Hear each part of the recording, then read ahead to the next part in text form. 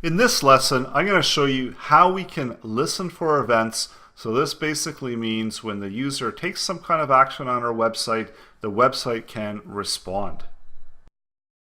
So you might have seen before that within HTML, we can set within any element, we can set an attribute such as onClick, so an event listener, and we can specify some kind of event to happen. So let's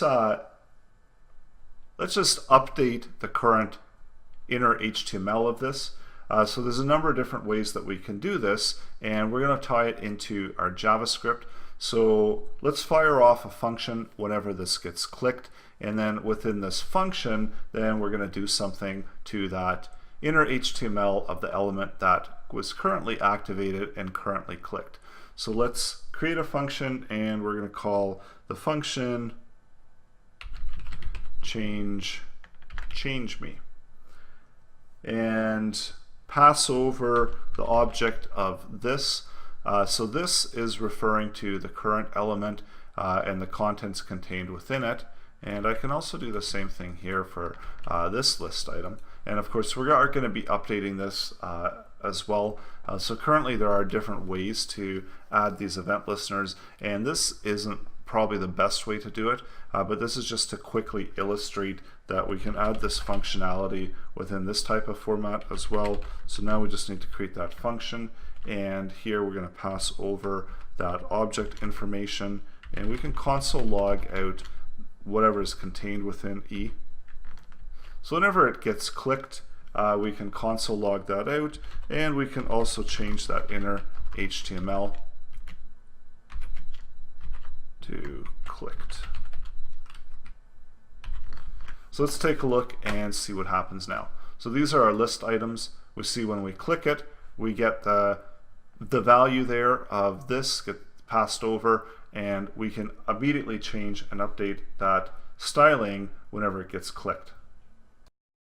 And actually, I shouldn't have said styling, I should have said the inner HTML, but yes, we can of course update the styling as well, because we've got all of that object information. So we could do something like E style and do background color. So we've got our background color there, and maybe whenever they get clicked, we want to shift them over to red and so on. So let's check this out. So now whenever it gets clicked, it goes red. And now let's take this one step further and just do a conditional statement. So if this one is equal to red, then maybe we're going to change it to something else. So if it's equal to red, then we're going to change this one to blue. How about blue? And otherwise, we're going to do else. And then this is where we're actually going to change it to red. So just update that, just beautify it so it's a little bit easier to read. So what do you think is going to happen here?